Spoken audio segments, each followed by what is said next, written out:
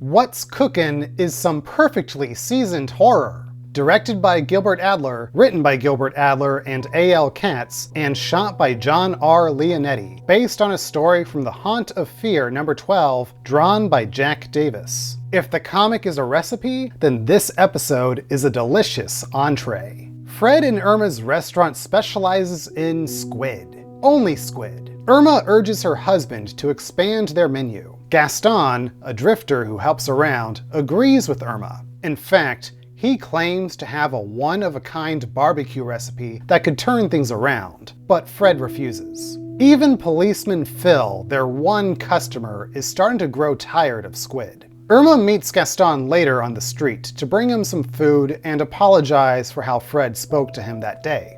Mr. Chumley walks into the restaurant demanding the 3 months of rent that Fred owes him. Fred doesn't have the money. Chumley will be back tomorrow with an eviction notice and a new set of locks on the doors. Temporary insanity causes Fred to slice Chumley with his knife. Across the street, Gaston watches the entire altercation. The money woes are causing problems at home for Fred and Irma, but they are determined to find a way out of the hole they're in.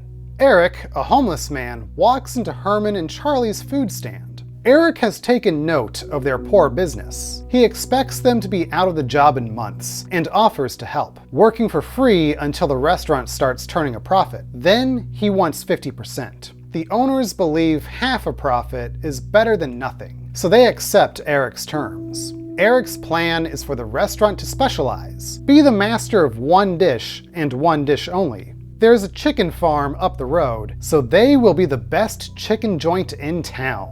Eric erects a huge sign for the place, now called the Chicken Coop, and builds a brick barbecue for all to see. It's morning. Fred tells Gaston there's no use cleaning up. Phil comes in after a long shift, ready to eat anything, even squid. Irma tells him all they have to serve today are eggs, and to her surprise, some steaks are in the fridge, courtesy of one Gaston. I hope you like it, officer. It's been specially cured. It's a secret old family recipe.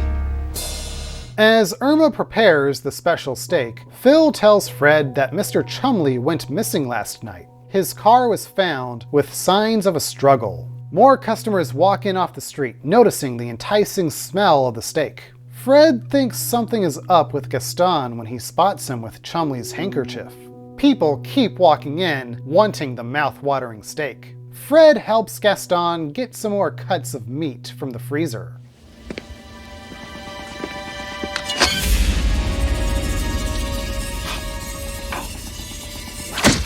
Fred is disgusted by the new menu. People cannot get enough of Herman and Charlie's delectable barbecued chicken. The restaurant's new outdoor seating keeps filling up. Eric expands the chicken coop, buying a nearby plot of land for more parking and seating, and a deep fryer. Southern-style fried chicken is added to the menu. Customers are coming from miles away, just for a taste of their chicken. Fred keeps Irma from looking in the freezer. He also has a frank conversation with Gaston. Or rather, Gaston has a frank conversation with Fred. I'm gonna call the cops. And what are you gonna tell them, Fred? That I killed your landlord because you owed him money?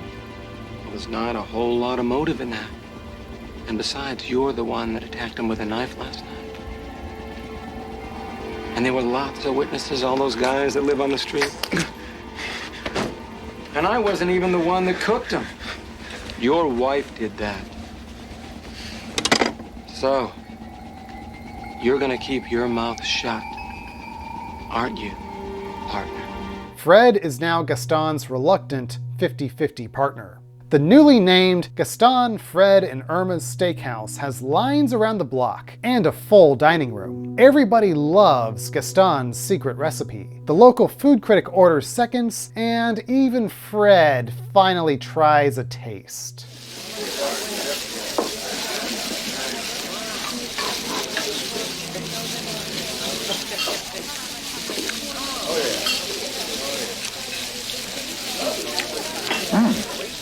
I don't know. It's not not bad. That is actually damn good. Yes! Yes! We are going to be rich! The chicken coop keeps expanding as Eric has his partners build a second location. In just 1 week, the restaurants bring in a profit of $2,000. Herman and Charlie realize the two of them will only get $500 apiece, while Eric walks away with $1,000. But if Eric were to suddenly die, the two wouldn't have to honor the 50% split anymore. That night, Herman and Charlie sneak into Eric's home. They tie him up, set the house on fire, and watch the place burn to the ground. All future profits belong to only the two of them. In the middle of a busy day, Phil stops in for lunch and gives Fred an update on the missing landlord. Hey, we got a break on your landlord. Seems there was this metal in the blood sample we took from the car. Very unusual alloy. Came from a brand of knife they don't make anymore. We're checking the company's records, see who they sold it to. I bet we ID the killer any day now. While Irma thinks about expanding the business, Gaston steals her gun and thinks it's time to put Phil on the menu. Fred refuses. Gaston follows Irma home, claiming to be worried about Fred. He pins the entire murder scheme on her husband and lies about Fred planning to kill himself tonight. Gaston has her call Phil while he goes to stop Fred. As Charlie and Herman return to the restaurant, a horribly burned Eric rises up from the wreckage, screaming in agony. Herman and Charlie are in the middle of a toast when the charred corpse of Eric bursts in. The next day, the police investigate the fire and make their way to the chicken coop to question its owners. The detectives are baffled to find Eric's burned body, but are sickened by the sight of Herman's body hanging from the barbecue and Charlie's body in the deep fryer. Greedy business partners, the other white meat. At the restaurant, Fred is waiting for Gaston. The two lock themselves into a struggle. When it seems Gaston has the upper hand over our beloved Superman actor, Irma walks in. He figures he can off this old married couple, but the gun is empty. They were wise to his scheme. You said that Fred was going to kill himself using my gun. Fred knows I never put any bullets in my gun. Nope, never. I won't let her. Thanks for the phone call, honey. He got here just when you said he would. Now, what are we going to do with him? Irma picks up a cleaver as Fred restrains Gaston. They are going to kill him. Phil walks in. Gaston is saved. Or so you would think. Phil has taken a liking to Gaston's secret recipe. Then fire it up. I'm starving. It's already hot.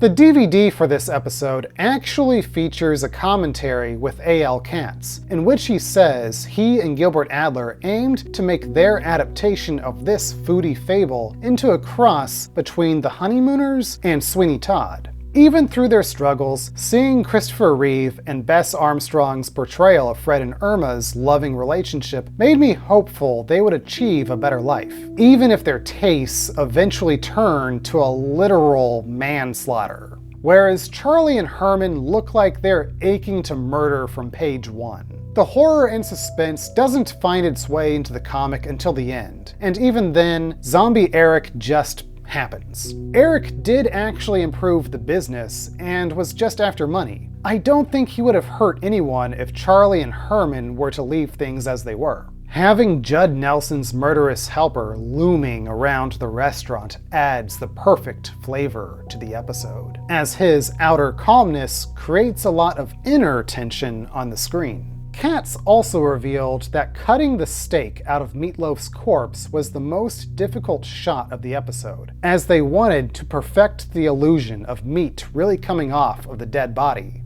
What's Cookin' may not be the first time the screen has seen the visual pun of eating meatloaf, but here we see how gross serving him over an extended period of time would be. So have a seat at What's Cookin's table for a sizzlin' good time.